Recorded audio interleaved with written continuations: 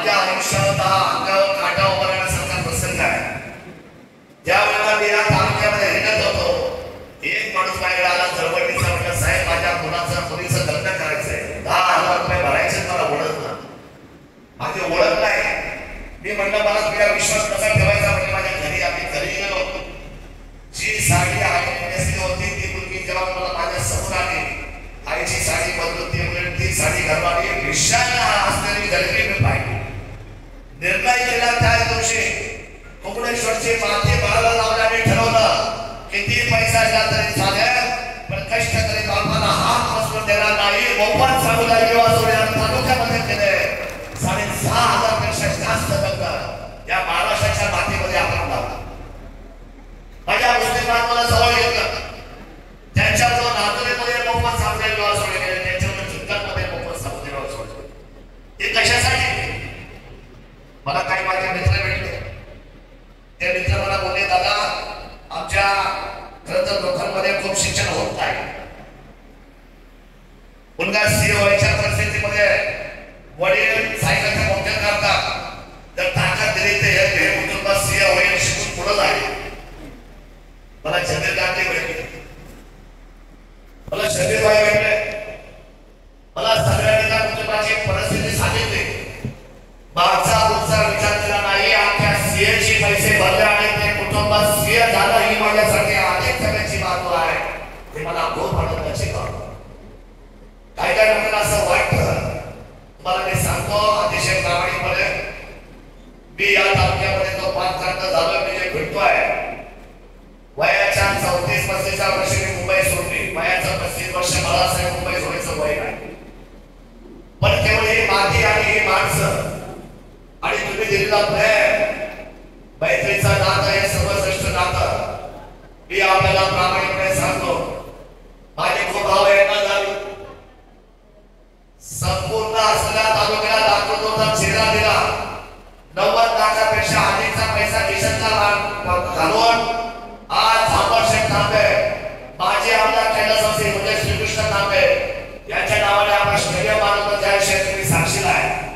अनेक शाळांना पैसे उभे केले, सगळ्यांना पैसे उभे केले.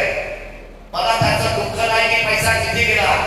पैसा कमवणं हे माझ्या आयुष्यामध्ये राजकारणामध्ये मला काही जमलं नाही, जमणार नाही. पण एका गोष्टीचं मला खूप वाईट वाटलं, माझ्या भाडावरती एक गोष्ट वेगळी गेली. जसं अमिताभच्या भाडा हवा गेलाय की मेरा बाप चोर है, तसं शरद सोनला विचारतात लोक महाराष्ट्रात गेल्यानंतर 2,500 कोटीचा विकास कामं केली आणि जुन्नरच्या तालुक्याने तुमचा पराभव कसा केला हे दुःख माझ्या अंतःकरणाला लागलेलं आहे. आणि ते दुःख जर मिटवायचं असेल तर या 16 असलेल्या पर्यटन तालुक्याला, माझ्या अष्टविनायक तालुक्याला पुन्हा एकदा महाराष्ट्राच्या मस्तकावर घेऊन जावं लागेल हे सांगण्यासाठी मी आज या ठिकाणी उभा आहे. मला कोण या सगळ्या गोष्टी ताकद देत? मैत्री, तुमचा प्रेम, तुमचा जिव्हाळा, जात पात धर्म मी मानत नाही, माझ्या राजाने कधी मानलं नाही. हल्ली लोक जाती पातीचं राजकारण करतात नाही. जाती पातीचं राजकारण हा धोका आहे. लोकांमध्ये तेढ निर्माण होते, हा धोका आहे. समाज बांधून बांधला पाहिजे. भारताची अस्मिता उंच व्हायला पाहिजे. भारताचे नागरिक, हा भारत हा सर्वभौम देश आहे. या भारताची ताकद आपण सगळे हाताला पुढे घेऊन झाली पाहिजे. आज सगळी मंडळी मला विचारतात, कार्यकर्ते खरं तर आज बैठकीला आले. 5 वर्षामध्ये ही परिस्थिती तालुक्याची आम्ही पाहतोय. आज मी एका मैत्रीला गेलो होतो, आता 4 वाजता माझ्याबरोबर काही लोक होते. सचिन, ती जी महिला आहे ती काल भरवणार उदापूर पाटलांच्या घरातली, इथून मी गेलो. अतिशय भयानक परिस्थिती. शांतरा पैठण इथं बसलेले असेल. शांतराचे काल मी तुमच्या भागामध्ये आलो. एक लग्नाच्या पूजेला त्या बाळ सर्वांच्या पूजेला आलो. तुम्हाला मी सांगतो, तिथले दोन्ही रस्ते मी पाहिले. भयानक परिस्थिती. अशा परिस्थितीमध्ये आपण आपल्या आयुष्याची आणि जनतेची जर उत्तराची जबाबदारी नाही स्वीकारली तर मला असं वाटतं की आपल्या परिस्थितीचा बदल हा जो तुमच्या कालखंडामध्ये अपेक्षित आहे तो माझ्या दृष्टीने महत्वाचा आहे.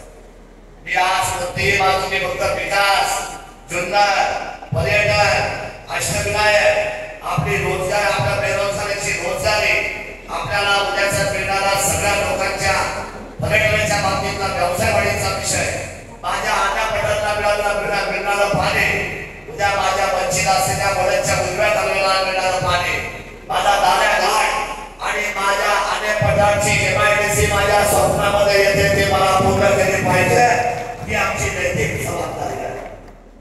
बिबट्याचे हल्ले वाढतायत, रोज लोक मरतायत, बेटा कुठला लोक आलेली आहे, जो मुठीत दूध पडतायत. आज ते मुलं शस्त्र तेवढी ढाल आहे, ती आम्हाला बरोबर वापरली पाहिजे. विमल समाधी आतापर्यंत चालू व्हायला पाहिजे होती, पण ती दुर्दैवाने राहिली. माझ्या उमराचा आणि माझ्या पिंपळवंडीचा आणि ओझरचा पूर, उमराज आणि ओझर, मला माफ करा वकील साहेब, मला फोन करायला मला वेळ नाही मिळाला, आमच्या राजूला फोन करायला वेळ नाही मिळाला. पण मी तो नशिबान माणूस आहे, माझा कार्यकर्ता मला फोन करायला आला ना भाई, तो माझ्या फोनसाठी थांबला नाही. तो लढवय्या सैनिक आहे, सदैव सैनिका पुढेच जायचे, न मागते दुबारते फिरायचे, सदा तुझ्या पुढे उभी असेल दिशा. मी माझ्या या सगळ्या कर्तृत्वाला असल्या माझ्या कार्यकर्त्याला मला सांगू शकतो की तुमच्या पुढे आज मी या व्यासपीठावर उभा आहे, महाराष्ट्राच्या समोर छाती उभा आहे. तुम्हाला कधी मान वाटणार नाही, अपमान वाटणार नाही. कदाचित चुकला असं म्हणून सचिन बोलण्याची गोष्ट कधी कामाच्या गावामध्ये कधी कधी नमस्कार करता राहिला असेल, कदाचित तुम्ही समोर आहे पण माझी गाडी भरता वगैरे पुढे गेली असेल. वेळेचा अभाव आहे, सागर उपाय पण सागरला हात नाही करता आला, आमचे दादा उभे दादाला हात नाही करता आला, आमचे धनुष्य माझे मुंबईमध्ये वाट पाहतायत, येतो म्हणतो कधी कधी मी गाडी बसून गावाला येऊन आलो आहे, दुसऱ्याची नशी आहे. पण माझा चुकला जर असेल तर माझ्या कार्यकर्त्याने मोठ्या मनाने मला पत्रामध्ये घ्या, मी माफी मागायला आणि क्षमा मागायला आपल्या सगळ्यांच्या समोर उभा